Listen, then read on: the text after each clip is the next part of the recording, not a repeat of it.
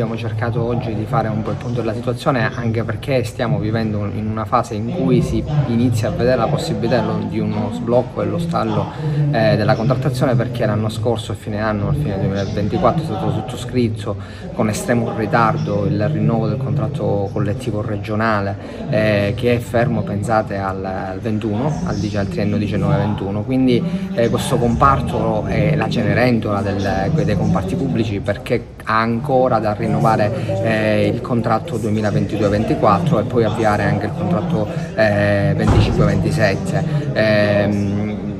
Sono tante le problematiche che affliggono la Regione, innanzitutto la riforma della macchina burocratica dei dipartimenti regionali, che in un certo senso è legata anche alla dinamica contrattuale. Recentemente è stata licenziata a livello regionale la riforma della dirigenza pubblica e noi oggi qui abbiamo voluto appunto convocare sia i lavoratori del comparto che quelli della dirigenza, appunto per raccogliere quello che è il sentiment sia sul rinnovo del contratto collettivo e sugli atti indirizzo per i prossimi rinnovi, che su quello che sta avvenendo con appunto la riforma della pubblica amministrazione regionale e della sua dirigenza. Allora, oggi abbiamo avuto un momento di confronto molto importante con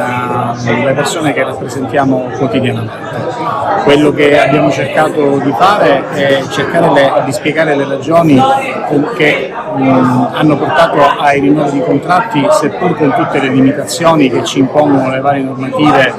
soprattutto sotto il profilo contabile e sotto il profilo del controllo da parte degli organi che poi devono certificare il nostro contratto. La nostra idea, che oggi abbiamo condiviso e sulla quale ci stiamo spendendo, è quello di cercare di fare recuperare quanto più potere d'acquisto alle retribuzioni, passando da una mega riforma che dovrà vedere l'amministrazione tutta, perché comunque non dobbiamo dimenticare che siamo chiamati ad erogare i servizi ai cittadini, i servizi pubblici ai cittadini, cercando però di contemperare quelli che sono gli interessi dei lavoratori, che sembra strano ma purtroppo è così, vedono l'amministrazione regionale al primo posto per rinunce tra i vincitori dei concorsi. Abbiamo avuto più di 600 persone che hanno rinunciato. Perché? Perché quello che sembrava un'isola felice che è sulla bocca di tutti, la regione siciliana, oggi non è più un'isola felice, oggi è un'amministrazione che ha purtroppo gli stipendi più bassi d'Italia. Quindi il nostro obiettivo è cercare di